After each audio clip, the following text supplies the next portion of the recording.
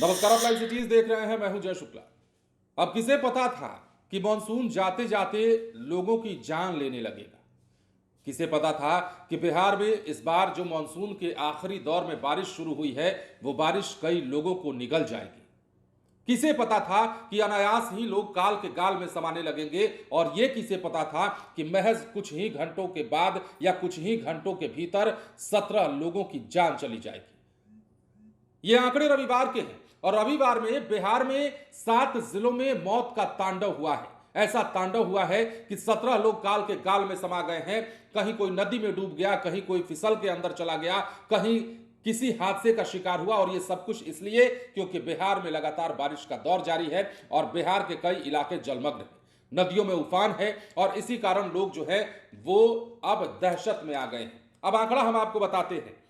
बिहार में रविवार को 7 जिलों में 17 लोगों की मौत डूबने से हो गई।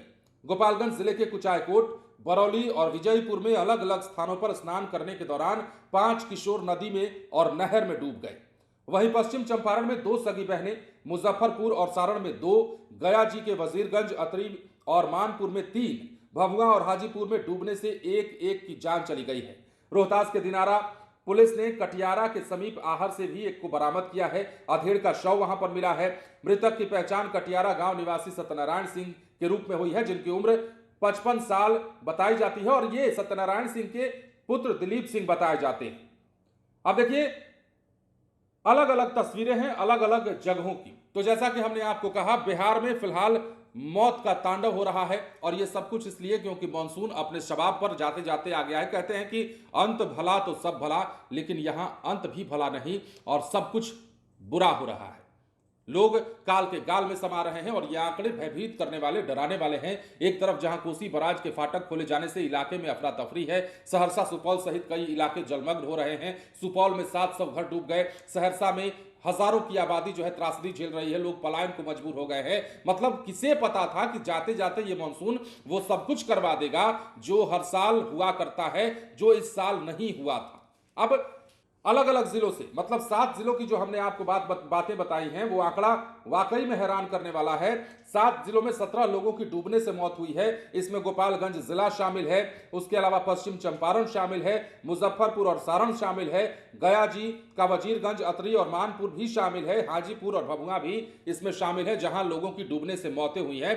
तस्वीरें आप स्क्रीन पर देख रहे होंगे और देख रहे होंगे कि सड़कों पर कैसे पानी चल रहा है, देख रहे होंगे कि कैसे इलाके जलमग्न हो रहे हैं। मतलब हमें भी ये अंदाजा नहीं था कि हम खबर आपको दशहरा के बाद ये बता रहे होंगे कि बिहार डूब रहा है, बिहार में सब तहस नहस हो रहा है, बिहार जलमग्न हो रहा है। लेकिन कहते हैं कि मौसम कब बदल जाए ये पता नहीं चलता। हालांकि इससे पहले चेतावनी जारी की गई थी। 2 तारीख से पहले ही कई दफे हमने भी आपको बताई थी। मौसम विभाग का तो अलर्ट जारी हो ही रहा था। कहा गया था कि 2 तारीख से 6 तारीख के बीच में जो है मौसम बहुत बिगड़ने वाला है, भारी से अति भारी बारिश हो सकती है। और वो हुआ कई इलाकों में रात रात भर बारिश हुई और इसके बाद जो सड़कें सूखी पड़ गई थी। अब लग रहा था कि अब मौसम सुहाना होने जा रहा है, मानसून की विदाई होने जा रही है, धीरे धीरे ठंड का आगमन होने जा रहा है। तो ठंड का आगमन तो हुआ, लोगों ने सिहरन तो महसूस किया, लेकिन उसके साथ कपकपी भी महसूस होने लगी इस बात को देखकर कि लोगों की जान जा रही है। और ये सब कुछ मौसम के बदलते रुख के कारण हुआ है। फिलहाल नीतीश कुमार ने भी शोक व्यक्त किया है। इसके पहले भी मौत का आंकड़ा हमने आपको लाइव सिटीज पर बताया था, लेकिन ये आंकड़ा जो हमने आपको बताया है ये रविवार का है। रविवार को 7 जिलों में 17 लोगों की मौत डूबने से हो गई है। बने रहें लाइव सिटीज के साथ। धन्यवाद।